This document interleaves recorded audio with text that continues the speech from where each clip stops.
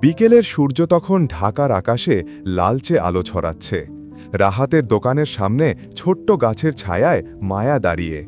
চারপাশে মানুষের ভিড়, গাড়ির শব্দ, ধুলার বাতাস, কিন্তু রাহাতের চোখে কেবল একজনকেই দেখা যাচ্ছে, মায়া। তুমি সত্যিই ফিরে এসেছ? রাহাতের কণ্ঠ কেঁপে ওঠে। মায়া মৃদু হেসে বলে, তোমার চিঠিগুলো পড়েই ঠিক করেছিলাম ফিরে আসব। আমার চিঠি?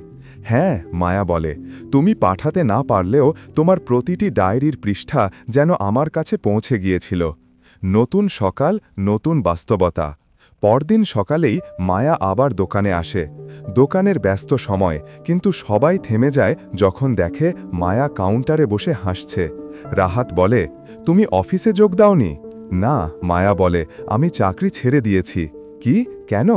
কারণ এখন আমি নিজের মতো কিছু করতে চাই, তোমার মতো। রাহাত চুপ করে থাকে। মায়া ধীরে বলে, আমি একটা সোশ্যাল প্রজেক্ট শুরু করতে চাই, যেখানে মেয়েরা ফ্রিতে মোবাইল স্কিল শিখবে, ফোন সারাতে পারবে, নিজে আয় করতে পারবে।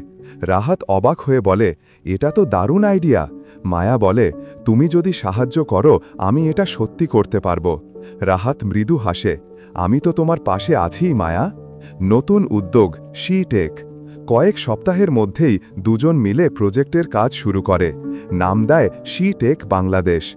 একটা ছোট রুম, কয়েকটা পুরনো ফোন আর স্বপ্নভরা কিছু মায়া, এই দিয়েই শুরু হয় যাত্রা। রাহাত মেন্টর হিসাবে শেখায়, ফোন কিভাবে খুলতে হয়, সার্কিট কিভাবে চেনা যায়, ব্যাটারি চেক কিভাবে করতে হয়। মায়া সংগঠক হিসাবে কাজ করে, ট্রেনিং, মিডিয়া, স্পন্সর সব সামলায়। কয়েক মাসের মধ্যে প্রজেক্টটা আলোচনায় আসে, একটা টিভি চ্যানেল কভারেজ দেয়। দুই তরুণ উদ্যোক্তার উদ্যোগ, মেয়েদের হাতে টেকনোলজির শক্তি। মায়া আর রাহাত একে অপরের দিকে তাকিয়ে হাসে। তাদের চোখে তৃপ্তি, গর্ব আর এক নিঃশব্দ ভালোবাসা। আবার সেই কফি শপ। এক বিকেলে তারা সেই পুরনো কফি শপে যায়, যেখানে প্রথম কফি খেয়েছিল। এখন জায়গাটা বদলে গেছে, কিন্তু অনুভূতিটা ঠিক আগের মতো।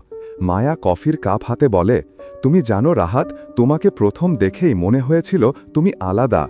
রাহাত হেসে বলে, তুমি বলেছিলে আমি শান্ত মানুষ। হ্যাঁ, মায়া বলে, কিন্তু এখন বুঝেছি তুমি শুধু শান্ত না, তুমি সাহসীও।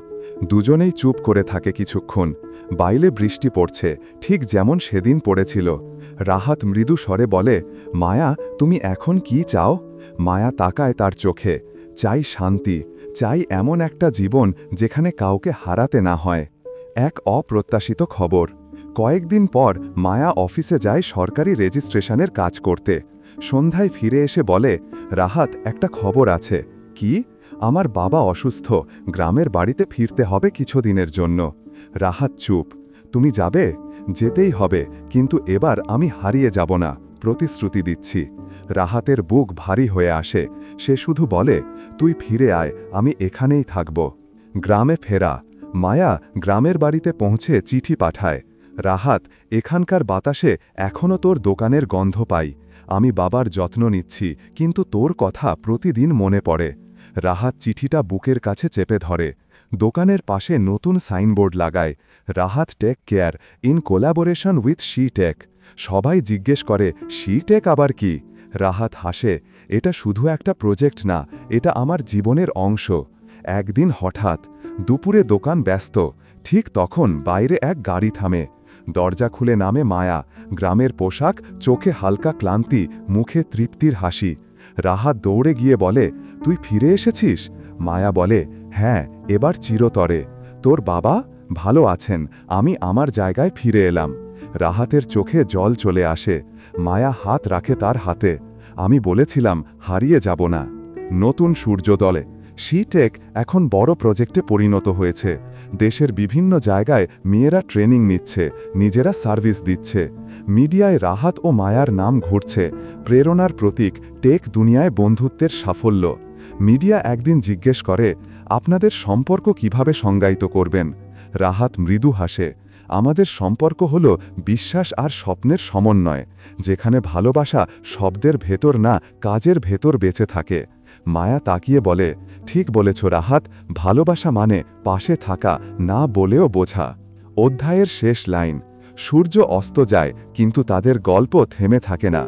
রাহাত দোকানের পাশে বসে বলে, জীবন যত কঠিনই হোক, যদি কেউ পাশে থাকে তাহলে স্বপ্ন বাস্তব হয়। মায়া হেসে বলে, তুমি আমার স্বপ্নকে বাস্তব করেছ রাহাত। আর আকাশের দিকে তাকিয়ে দুজনের চোখে শুধু একটাই আলো, ফেরার পর সব কিছু নতুন। ঢাকার আকাশটা সেদিন থেকেই ভারী হয়েছিল। সকাল থেকেই হালকা বাতাস বইছিল, যেন কোনো বড় কিছু আসছে। রাহাত তখন দোকানে বসে হিসাবের খাতা গুছাচ্ছিল। মায়া আগের দিনই ফোনে বলেছিল, রাহাত, কাল দেখা করবি না, কিছুটা সময় চাই নিজের জন্য। কেন এমন বলল রাহাত জানে না, কিন্তু বুকের ভেতর এক অজানা ভয় গেঁথে বসেছে। দুপুরের দিকে দোকানের বাইরে কালো মেঘ জমতে শুরু করল। রাস্তার ওপাশের গাছগুলো কাঁপতে লাগল, যেন আগাম সতর্ক করছে ঝড় আসছে। হঠাৎ করেই শুরু হলো তীব্র বাতাস। তিনতলার জানালাগুলো ধপ ধপ শব্দে বন্ধ হতে লাগল। দোকানের দরজায় ঝাপটা পড়ল জোরে। মানুষ দৌড়ে আশ্রয় নিচ্ছে, কেউ দোকানের ভেতরে, কেউ রাস্তায় দেয়ালের পাশে। রাহাত কাচের দরজা বন্ধ করতে গিয়েই শুনল ফোন বেজে উঠল। মা। সে ফোন ধরল, কিন্তু সিগন্যাল ভাঙা। কেবল অস্পষ্ট কণ্ঠে শোনা গেল, বাবা, গ্রামে বিদ্যুৎ নেই, ঝড় খুব জোরে বইতেছে। তারপর লাইন কেটে গেল। রাহাতের বুক ধকধক করতে লাগল। গ্রামের কথা মনে পড়তেই যেন সবকিছু ঝাপসা হয়ে গেল। বাবা মা কি ঠিক আছে? ঘর টিকবে তো? ঠিক তখনই দোকানের সাইনবোর্ডটা হঠাৎ ছিঁড়ে গিয়ে নিচে পড়ে গেল। আর একসাথে ছিঁড়ে গেল রাহাতের মনে থাকা একটা বিশ্বাসও। কারণ কয়েক মিনিট পরই ফোন এলো জয়ন্তর কাছ থেকে। রাহাত, তোকে একটা খবর দিই, তোর প্রিয় মায়া আজ আমার সাথে ছিল। তুই এত সরল ভাবতেও পারিস না কে কার। রাহাত কিছুক্ষণ চুপ করে রইল।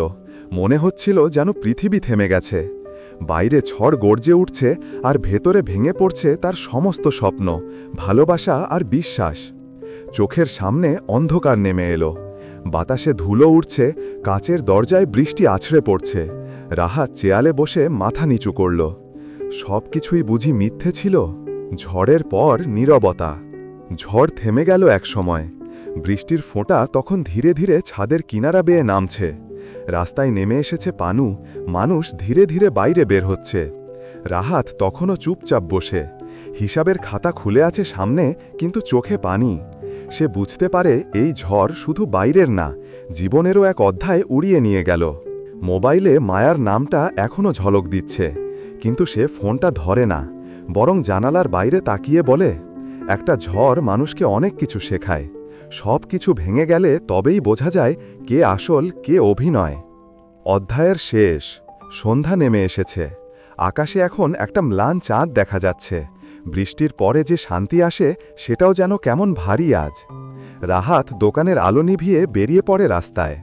ভেজা রাস্তা, কাদা আর গায়ে লাগা ঠান্ডা বাতাস সব মিলিয়ে যেন এক অজানা প্রতিজ্ঞা জেগে ওঠে তার ভেতর। সে মনে মনে বলে, আমি হারব না, এই ঝড়ই আমার নতুন শুরু।